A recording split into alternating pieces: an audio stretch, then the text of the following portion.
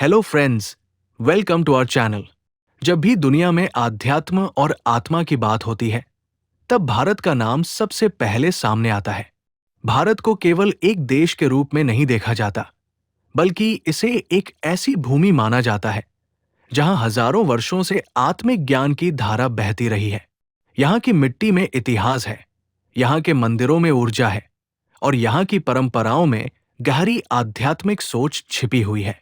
कई लोग भारत को स्पिरिचुअल लैंड कहते हैं, क्योंकि यहाँ इंसान केवल बाहरी जीवन नहीं, बल्कि अंदर की यात्रा को भी महत्व देता है।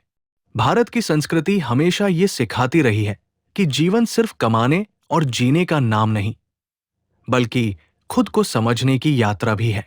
भारत की आध्यात्मिक शक्ति की शुरुआत बहुत पुराने समय से मानी जाती है। प्राचीन काल में यहाँ ऋषि और मुनि जंगलों, पहाड़ों और नदियों के किनारे ध्यान करते थे।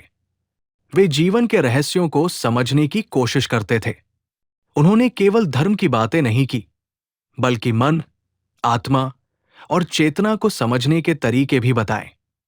योग, ध्यान, प्राणायाम और मंत्रों की परंपरा भारत से ही दुनिया तक पहुंची।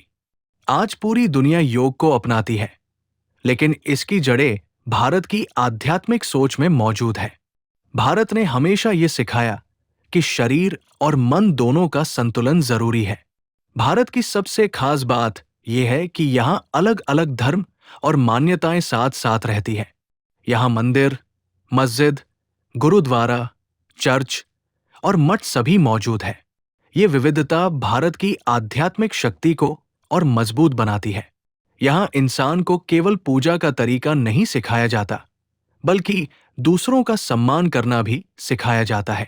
भारत की आध्यात्मिक सोच कहती है कि सत्य तक पहुंचने के रास्ते अलग हो सकते हैं, लेकिन मंजिल एक ही होती है। यही कारण है कि भारत को सहनशीलता और आत्मिक समझ की भूमि माना जाता है। भारत में कई ऐसे स्थान हैं जिन्हें बहुत शक्तिशाली आध्यात्मिक केंद्र माना जाता है। हिमालय को ध्यान और तपस्या की भूमि कहा जाता है। गंगा नदी को केवल पानी की धारा नहीं, बल्कि पवित्र ऊर्जा का प्रतीक माना जाता है। वाराणसी जैसे शहर को आत्मा और मोक्ष से जोड़कर देखा जाता है। दुनिया भर से लोग भारत के आश्रमों, मंदिरों और ध्यान केंद्रों में आते हैं। वे यहाँ शांति महसूस करते हैं। कई विदेशी लोग कहते हैं कि भारत में आने के बाद उन्हें एक अलग तरह की ऊर्जा महसूस होती है। ये ऊर्जा शायद यहाँ की परंपराओं, विश्वासों और सदियों से चली आ रही आध्यात्मिक साधना का परिणाम है।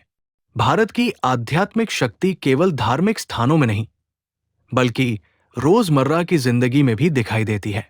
यहाँ सुबह की प्रार्थना, त्योहार, मंत्र, ध्यान और प्रकृति के प्रति सम्मान जीवन का हिस्सा है। भारतीय संस्कृति में सूर्य को नमस्कार करना, पेड़ों को पवित्र मानना और नदियों को मां कहना केवल परंपरा नहीं, बल्कि प्रकृति से जुड़ने का तरीका है। भारत की सोच इंसान को ये समझाती है कि वो प्रकृति से अलग नहीं है।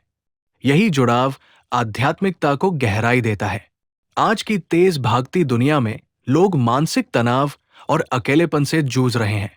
ऐसे समय में भारत की आध्यात्मिक परंपरा लोगों को संतुलन सिखाती है। ध्यान, योग और आत्मचिंतन जैसे तरीके आज पूरी दुनिया में लोकप्रिय हो चुके हैं। लोग समझने लगे हैं कि केवल भौतिक सफलता जीवन को पूरा नहीं कर सकती।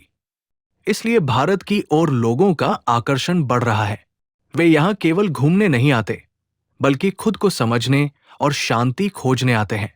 भारत की आध्यात्मिक शक्ति का सबसे बड़ा रहस्य ये है कि यहाँ जीवन को केवल बाहर से नहीं, बल्कि भीतर से समझने की कोशिश की जाती है।